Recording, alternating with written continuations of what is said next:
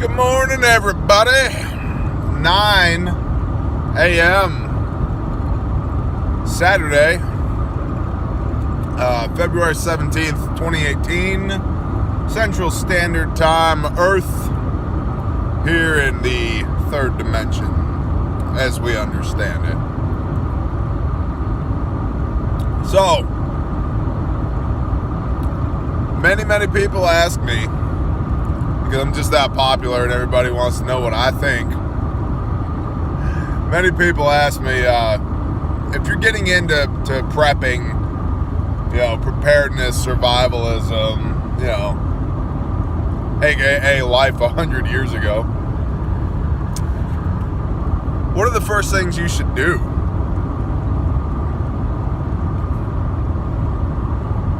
And there's a lot of different ways you can go with that, right?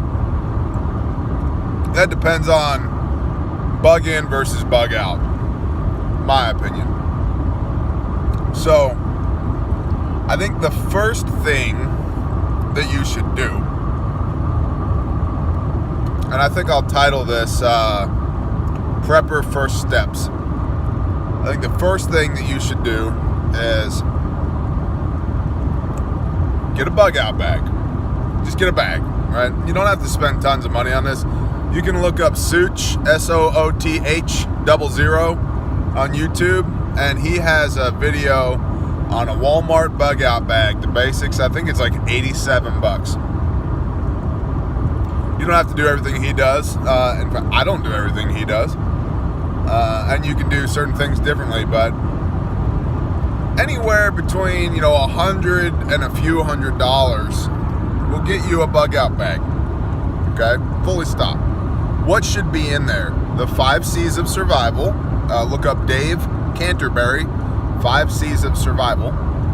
That's going to be a cutting tool, a knife, cordage, like paracord, a container, usually a stainless steel 1 liter bottle with a top that screws onto it, a lid, combustion, like a ferro rod, and a Bic lighter, because they're $1 each and they work all the time. And cover, whatever you want for cover. Whether that's a whoopee or a GI poncho or a tarp or 55-gallon trash bag, whatever, right? Those are your basics. Then add a water filter, Sawyer Mini, $20. Add a little bit of food, like Mountain House food or a couple MREs or whatever, right? Just a little bit of food. Buy a box of granola bars for $2. Stick the whole box in there. Some Cliff Bars, some peanuts, whatever, right? Any prescription meds that you are dependent on, put some in there, okay? A little bit of aspirin and Tylenol is also good to have in there.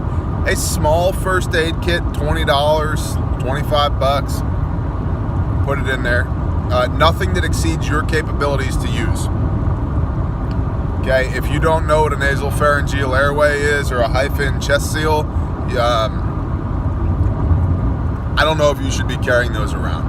There's an argument to be said that somebody else might know and then could use them on you. Yes, that's correct, but you don't really need to be playing with those things if you don't know how to use them. Although I do recommend that you contact your local Red Cross, find out when they're doing training, and they will train you for free on how to use that stuff. So, get some first aid in there, a little bit of water, like 2 1-liter smart water bottles, because the bottles are very robust. In fact, hold on. Guy behind me is like, dude, go faster. And I'm like, dude, I'm already going over the speed limit. Smart water bottle. Okay. We'll let him pass. Go on, so go on. Go pass. There you go. Come on. All right there, tough guy. So, now you got some water, you got some calories, fire making capabilities, a cutting tool. A cutting tool should be a good fixed blade knife, like a Mora, or there's lots of options. Gerbers are okay. K-bar, whatever. Don't get out into the weeds with this stuff, okay? Just put together a bug out bag, right? So you have some food, you have your 5 C's of survival, get some maps of your area of operations, a change of clothes if you want, weather dependent, based upon the weather. Don't overdo it, okay? 20, 25 pounds. A good rule of thumb is to make your pack no more than 20% of your body weight, okay? So if you're a grown male, weighs 200 pounds, the max you should be carrying is 40 pounds. And then I like to reduce pack weight to 60 to 70% of max, right? So 70% of 40 pounds is 28 pounds. So you're talking, 24 to 28 pounds, your pack weight. Because then you should be able to carry that for a good distance, okay? Put some maps in there and then figure out where you're going. Okay, that's step 1. Now you have a bug out bag. Step 2 is bugging in. And why bug in, T? Well, it depends on where you are. If you're in the dead center of Houston, Texas, I wouldn't bug in. Or the dead center, if you're outside of the Beltway, 495 in DC, yeah, I wouldn't bug in. Delicious ice cold coffee. I like hot coffee, but this coffee's been in the truck for 4 hours. 4 hours.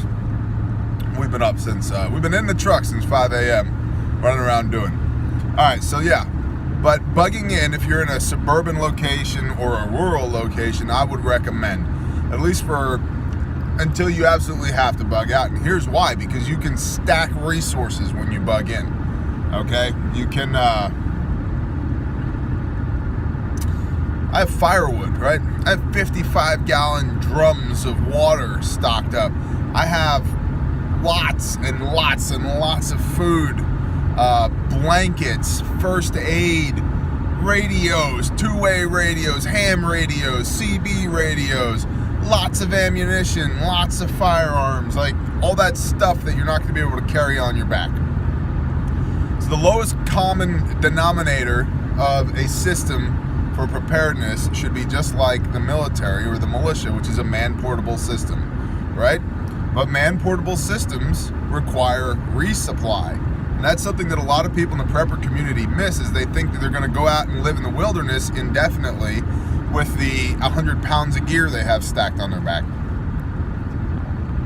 What's going to happen is they're going to beat their ankles up, or they're going to drum their Achilles tendons because their boots aren't laced properly, or slip a disc because they got a 100-pound pack, and they're going to be laid up on the side of the road somewhere starving to death or victimized because they've taken everything but the kitchen sink, because bugging out is some kind of prepper mental masturbation fantasy that they have.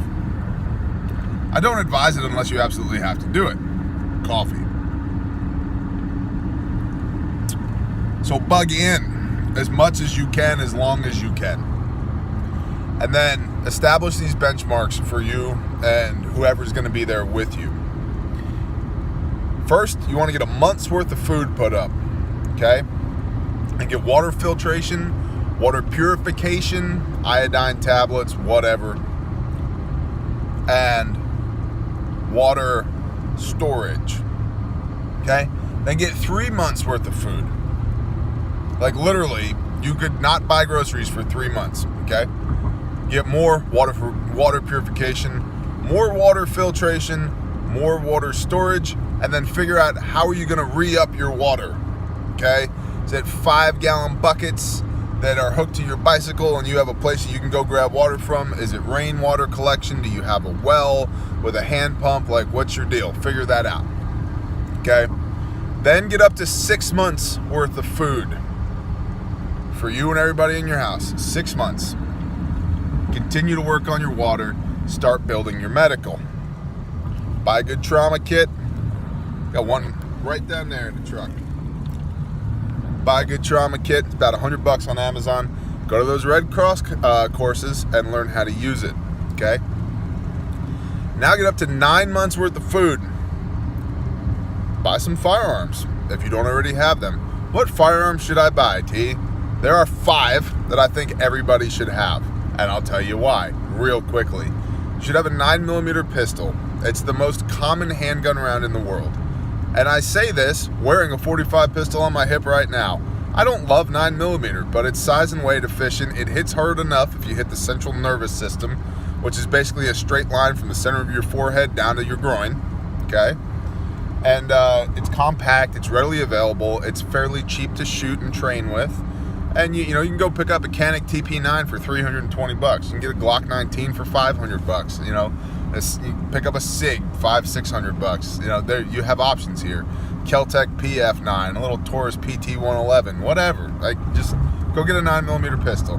That's your first. Your second is a 12-gauge shotgun. Most common shotgun round on the planet, 12-gauge. Okay, buy 100 rounds of ammo for it. That 100 rounds of ammo is going to cost you maybe $50.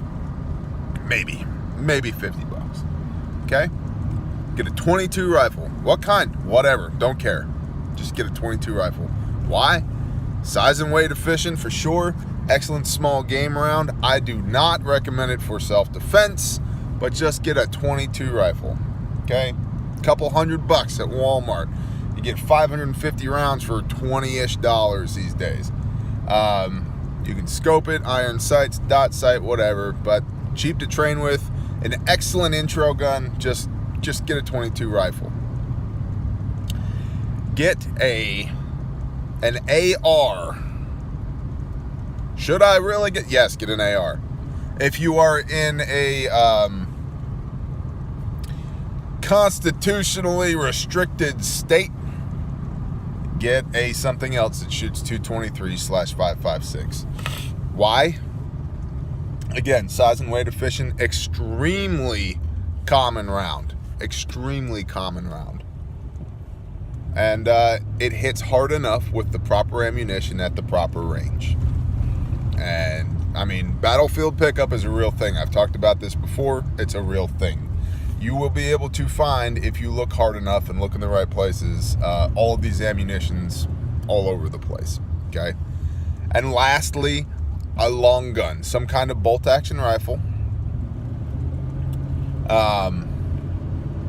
I would recommend a 7.62x51/308 Winchester because it's a NATO round, and again, getting back to battlefield pickup, it's there. But it could be a 270 Winchester, it could be a 243, it could be a 30-06, a 7mm Remington Magnum, 300 Win Mag, although that's a lot of round for common North American game, including the two-legged variety out to 1,500 meters. It's a lot of gun, and you're going to pay a premium keeping it fed. But I like 308 because it's a NATO round, okay? Now you have firearms, learn to use them. Plant a garden, okay? Start buying seeds now, saving seeds, making mistakes, amending soil. Learn some animal husbandry. Plant your garden and get up to a year's worth of food, okay? And then the next thing you do after that, once you get to that point, is start quietly but persistently telling all the people you love about how they need to also be doing this, so that when it hits the fan, you're not responsible directly for their well-being. So you guys can help each other without each other being a burden on the other. Congratulations, you're now a prepper. That's your step-by-step process. And there's a lot of detail that could be gone into on all of these things. And there's a lot of things I probably missed. Any tactile, physical, visceral skill that you do with your hands, when your hands and your brain hang out to do something, that's a skill you probably want to know. Okay? Sewing, leather tanning, animal husbandry, rough carpentry, diesel mechanics, whatever, right? Witch doctoring, wild edibles, home birth, you know, butchering, all that stuff. So, congratulations, you're a prepper. We got in under 15 minutes. Thanks for the restriction, YouTube. You're the best. Y'all have a wonderful day. I'll talk to you guys later. I gotta go pack up Grandma's house so we can move to Oklahoma. Poto, yo! Later.